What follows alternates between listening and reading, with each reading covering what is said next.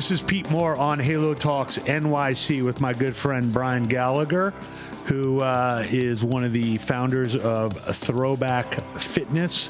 He's done some part-time work with me at the Square on a couple of deals, so we're happy about that. Is that okay to disclose to the population? Of course, yeah. Excellent, because you're on the website.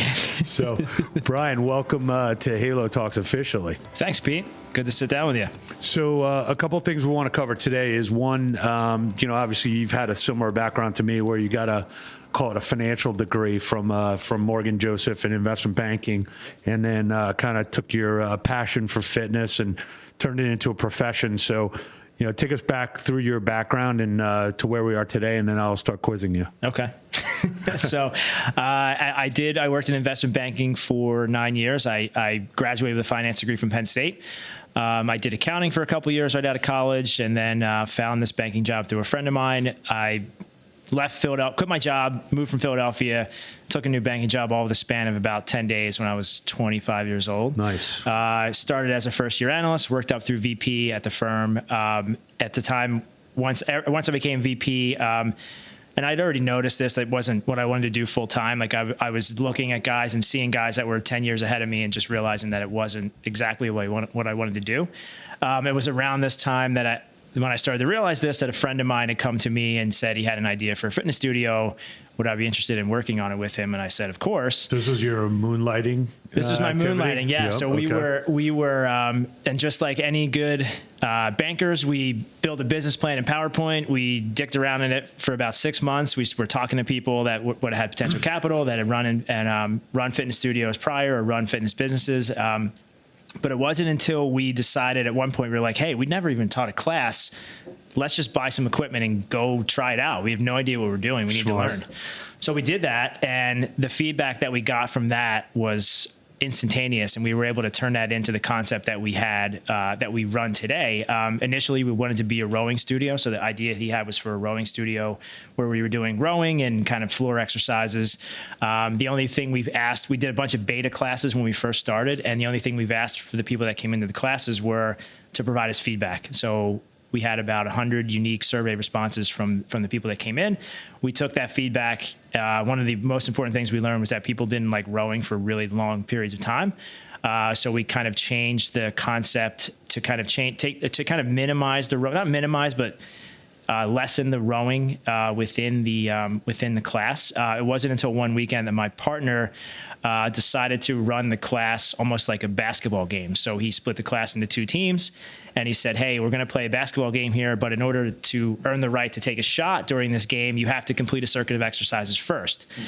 So what we noticed was that the class turned from like a very individualized, like everybody working out in their own silos to everybody working out one another. It was the camaraderie was high. People were high-fiving one another. People were engaged in the workout. They were having fun. They were sweating their asses off, but not even realizing they were really getting a workout because they were so focused on the game component of the class. So that's kind of when the light bulbs went off for us. And we're like, oh, okay, let's think of any other game that we would have played as kids and try to put our own fitness twist on it. And that's what we ended up doing. The name Throwback we had originally chose when we were in our kind of rowing idea because it had the word row in it. But after we got the feedback that rowing wasn't something that everybody wanted, we're like, oh shit, what are we going to do with this name? But then when the game component came in, it was like, oh, this could be a throwback to like gym class. So it ended up working out. Dodgeball probably. I mean, headhunting was basically allowed back in when we were growing up. We had to make some rule changes. So yeah. Safety is much more prevalent than it was before. I don't think I owned a helmet when I was riding my bike back in the day. Forget about that. No helmets in our class. We had to make a rule though that one of the rules that people really liked, because we would have girls that would come into class and they were like afraid of guys who would just go completely nuts and like fire these balls across the room, hit girls in the head, and girls were like, "Oh, we hate dodgeball." It was very polarizing until we put some different rules in. One of which was that ladies can only hit ladies, or guys can only hit guys. Okay. Ladies can hit both. But yeah, so once we do dodgeball, capture the flag, any kind of like recess or camp game you would have played as a kid. I'm sure you've done some at sleepover camps. Yeah, I only went for like 10 summers. So, why? How about you? 0. I've never went to one. Never went to one. You should probably go 10 years to camp and then reignite this business. Probably get some good insight. 2029. Some great insight there. So as you were coming up with the actual concept, was your partner from the fitness industry or just No. from childhood? Where'd you He know him? was from banking. We both worked at Morgan Joseph for 3 years. Two bankers. Going in Throwback Fitness. Yeah, So what role were you certified for, and what was he certified for? Like two guys saying, all right, let's get the PowerPoint, the Excel, and we'll come up with the class content as well. That's exactly what we did. Wow, we okay. went right to PowerPoint first, Nice. and we eventually got certified by AFA, which is a group fitness certification, and Concept 2, the manufacturer of the rowing machines that we wanted to use. So we did. Those are the old school rowing machines, right? I mean, hence we went old school with our whole throwback. vibe. So we looked at the water rowers. We didn't want to go too fancy, so we went Concept 2, which we really liked. So, but yeah, neither one of us were qualified. Neither one of us had understood how to run a fitness class. This was kind of all things that we learned on the fly. So it was good, right? We had no preconceived notions of how a class would run. We didn't want to copycat something else that was already out there and just change it and put our twist on it. So it was something completely original that we had come up with. And I think that's because we had no prior knowledge of fitness. We just both had a passion for fitness. We loved it. And what did you? When did you both decide to leave banking? Was it on the same day? No. So when we started, we hosted our first class in June of 2013. I didn't leave until February of 2014. I got asked to leave. I got let go when we had our review period. I'd already picked my date. Might be the best thing for you. I think it was. I already had my date. I was going to quit. Okay. And 2 weeks prior, I got let go. That's probably the best way to get terminated, right? When you already want to leave. And you get some severance out of it, maybe, right? Yeah. Nice. All right, cool. Startup capital, we'll call it. Yeah. So we opened the studio. Morgan Joseph. It was kind of like capital to minimize the risk a little bit. I was like, okay, if this doesn't work out for a couple months, then we knew we thought we were going to miss our expense numbers and everything when we first started, but we didn't, which was great. But I left in February of 2014. We opened the studio in April of 2014, and then my partner didn't leave until sometime in 2015, I believe. He was still moonlighting, so he would come teach classes, and then it came to a point where it was like, hey, we both need to be here full time, and then he made the decision. How'd you to pry a little because we're live? Yeah. How'd you guys split up the equity? 50-50. 50-50. All right. So there's one learning lesson for everyone here is that when you start up a company and you're both in it, just 50-50 sounds good, and make it happen. Go from there. We both had strengths, and it just so happened to be that the other person had weaknesses in that same area. So it really worked out well. So there's things that I like doing that he doesn't, and things that he likes that I don't, and it kind of worked out perfectly. Got it. And did you guys create defined roles, or it was kind of like everyone's a utility infielder? We were utility infielders at first. In terms of running the classes and everything, it was kind of both of us. We were both utility infielders, but in terms of sales and marketing, that was more my thing. And then doing setting up our mind body software and all the guts of the operations was Ryan. Gotcha. And we kind of figured that out pretty early. Did you guys need to put? Did you raise outside capital? We did. We raised less than $100,000 from friends and family. Okay. We put a bunch of our own money in, and that was it. And then we were off and running. We had we didn't go ground floor space. We kind of went very lower risk at first. Again, we didn't really know what we were doing with a fitness studio, and we thought that was the best route to go. We were very much students of the minimally viable product. So we were like, hey, let's just get something out there. We'll tweak it as we go. We'll learn from it. But not everything has to be perfect from the start. Got it. So did you go on ClassPass, or did you go? What'd you end up doing? So we started just about the same time ClassPass was starting. They were actually Classtivity when they came to us. Classivity. Came to us and said, hey, we're starting this concept. We're going to send people your way. Are you interested? And we're like, the first thing you want as a new business is just customers coming in your door. So we were like, absolutely, let's do it. I think we were actually probably one of their first 25 studios or so. We were pretty early on. But we did work with them a lot. We've done a lot with them in the past. We do a lot of events with them. Had a solid relationship with them for the past 5 years. So after you got your sea legs here in actually running the classes and creating the programming, what was the next milestone to figure out? Okay, we're going to go and train other people versus go and build more of your own locations. So we saw trends in the industry that we thought weren't going to end, that weren't kind of doing well for us top line wise. So we were getting slowly and slowly getting more people in the door, but we were getting less money per customer. And that was a trend that we didn't see reversing anytime soon. So we decided that when it came time to renew the lease, that we were like, hey, we have an idea that we think is better suited for us and a better way to expand. And so we jumped on that. And the idea what we had was to certify teachers to teach the program that we had developed. So the Throwback Fitness kind of whole program that we went into the fitness concept with, we started training instructors on how to teach that. And so there's a lot of little things that they learn about how to kind of incorporate a game layer and make the workouts fun. So that was our main thing going in, was to make this fun. How can we kind of distract people from the fact that they're working out? We know that a lot of people know they need to work out, but more so look at it as a chore as opposed to something that's fun that they want to actually do. So that was kind of our main goal going into it. So, and part of the podcast here is for entrepreneurs who are looking to get into the sector, thinking about the sequential steps you need to take in order to build a scalable business. So when you guys said, okay, look, I'm not renewing the lease, I want to train people, and given you're really good at Microsoft Excel from being a banker and, putting numbers on a page and saying, hey, we get X, number of locations multiplied by X number of trainers. Here's, bam, revenue's done. And, you grow at 400%. Now, you got to actually execute on that. So what were the top couple of, top 3 or top 5 things that you guys said, okay, look, I need to have, an operations manual. I need to go to trade shows. How'd you guys think about that? Because, you're really pivoting from, one location, and, you kind of control your personality can run a class versus, training someone to run it. So, I mean, the main thing, yes, was a manual. We realized that we had created so many little things over the course of the 4 years that we were teaching classes that we were like, wow, we really need to get all this on paper to kind of figure out a way to teach others to do it. Basically had to build a certification program from scratch, something that we could pass on to somebody that had never heard of us and they could figure it out. How do we do that? And that was probably the main thing that we're still kind of putting together and still kind of learning as we go. We just started this certification business probably in the last 5 months or so. And did you do straight to video? Did you do actually a written book? Or we did a written book in PowerPoint, just like bankers would, right? Good. And we did.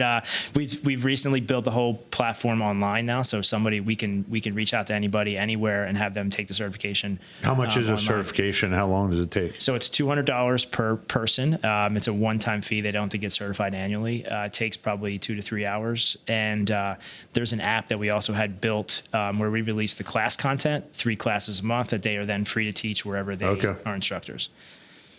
And then what's so after you got the manual done, what was your marketing or sales plan? So just trying to reach out to as many people as we can using LinkedIn, Facebook, Instagram, cold calls, cold emails, just getting leads from wherever we can, and just kind of we figured we're like an online marketing company now. It's just figuring out how to get people to figure out who we are and figure out what we do and figure out if it's something that they want to do. So we've basically become just it's almost like a marketing company now. Once you create all the materials that you need, then it's just figuring out who's the right people to use them. And when you started to try and figure that out, like some people say, okay, we're going to identify my, exact perfect customer. And I'm going to say, okay, look, I'm going to go after this health club chain. I'm going to go after these smaller boutiques that have some additional space that they could probably use and, help them optimize their revenue per day. So,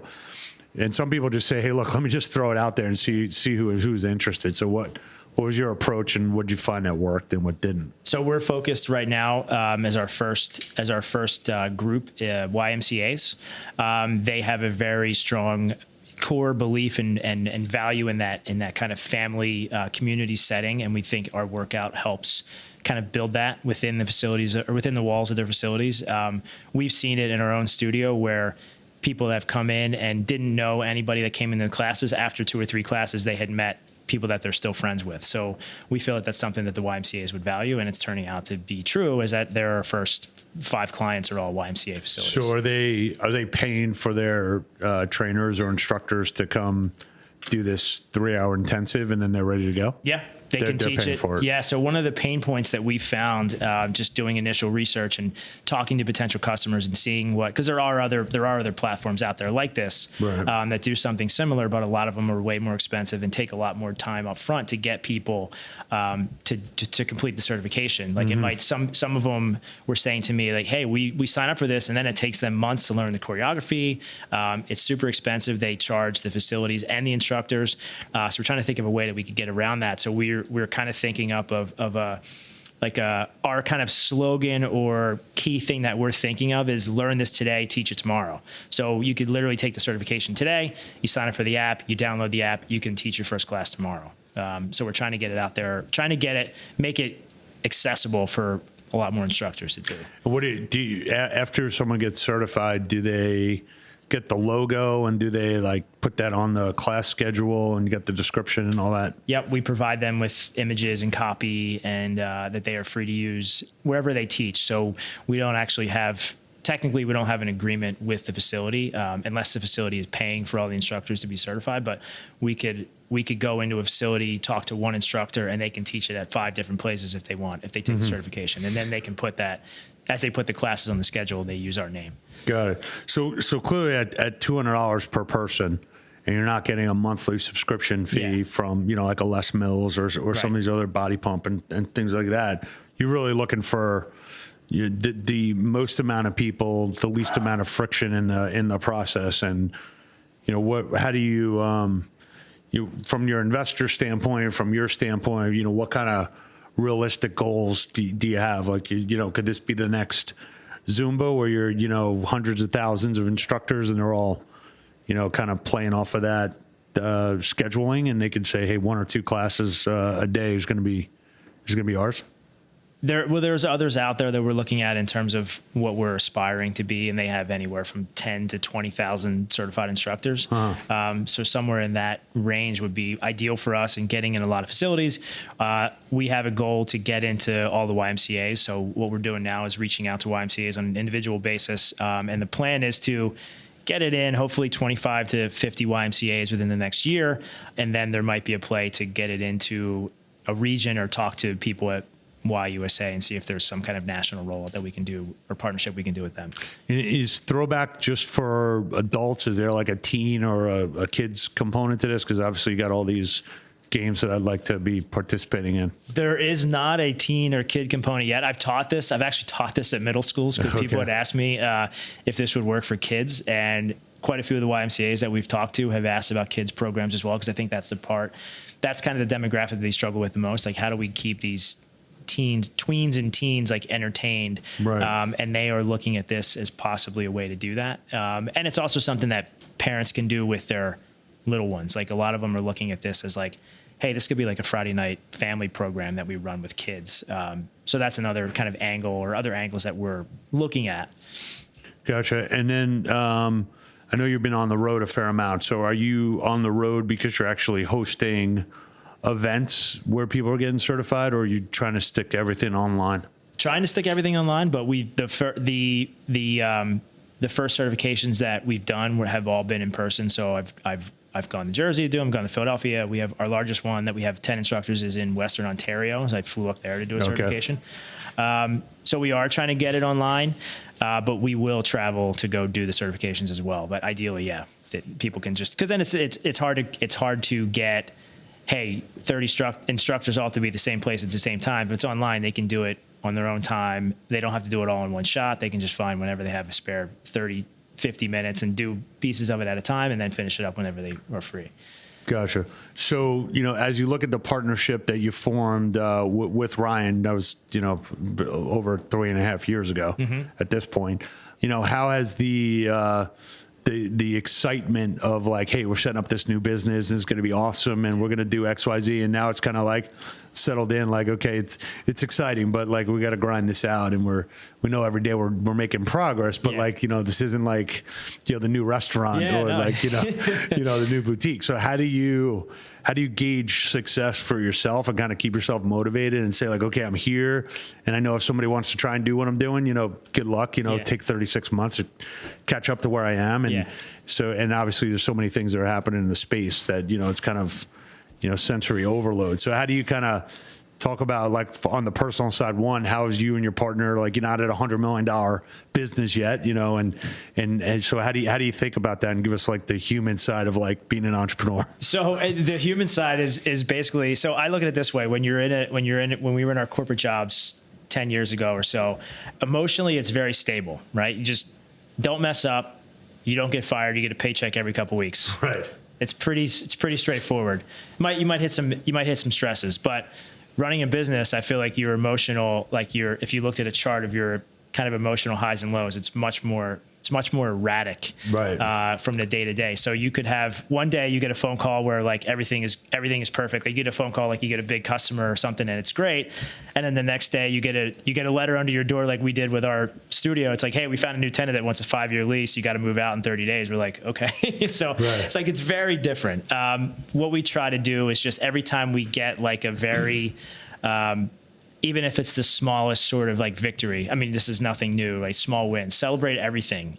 Sometimes when we have something big happen, we'll go out to dinner or something like that. Like we'll go hang out and talk about what our next steps are, what our plans are. Because it does get hard. And you're right. Things are exciting and shiny and new when they first open, and then when they first start. And then you realize you're like, oh man, there's a lot of work ahead of us. We just got to set a plan and get to it and kind of take little steps to get there. But as you experience little wins and little positives, just take time to like celebrate them. Say you appreciate your partner, like, hey, this is great, you did this, thanks for doing this, that kind of thing. I mean, it feels like it's almost like a marriage. I feel like right. Well, 50-50 also, like you see a lot of 50-50 partnerships, unravel into, legal buy-sell agreements, yeah, and, like Russian roulette and things like that, like buy-sell clauses, and whoever puts a number up first, like then the person has to accept it or pay it. I mean, I've seen some crazy situations. In Integrity Square, we've been around for 9 years. So when someone's like, oh, I haven't heard of you, I'm like, well, I've been doing this for a long time. So thanks for noticing finally. So, as you look towards like building a sustainable business, obviously you got the background to understand, how I scale business, and I got to spend money on sales and marketing. And we got one of our quotes in our calendar that says, the only way to like print money is like either go to the mint or advertise. Like there's no way around it. It's like there's two ways to do that. So how do you think about like what's the niche that when someone says, okay, Throwback Fitness is, what's the like the all encompassing like tagline? We try to think of it as the world's funnest workout, just something that's fun, workout. And then we can put in a facility that's going to appreciate that and kind of want that kind of workout in their place. So some studios or some gyms, we realize it's not going to be on brand for them, and that's fine. It's not going to work. It's not a one size fits all thing where every facility is going to go after this. We found ones that we think like it, so we're going to focus on getting it into as many of them as we can. But yeah, just figuring out what your target is and who are the people that are going to appreciate what you're offering, and trying to accommodate them and focus on them is kind of our strategy for now. And just grinding it out. We know what we have to do. Now it's just a matter of day in and day out doing it. Yeah, the guy, the CEO of ABC Financial, we had him on, and they had this guy, Paul Schaller. He had 8,500 health club accounts, and he's like, yeah, we're a 38-year overnight success. His comment was like, hey man, you got to hit every location, and you got to like form a relationship, and you got to get the instructors rolled down and get it on the calendar. Is like there's no way around hard work. So, well, congrats on where you're at. We like to think that you're in like the third inning here. So yeah, I hope that we can be helpful in helping you continue to play the game and get some more accounts and do some celebrity dodgeball together. It'd be fantastic. All right, man. Thanks for being on the show. Thanks, Pete. Thanks for having me. You got it.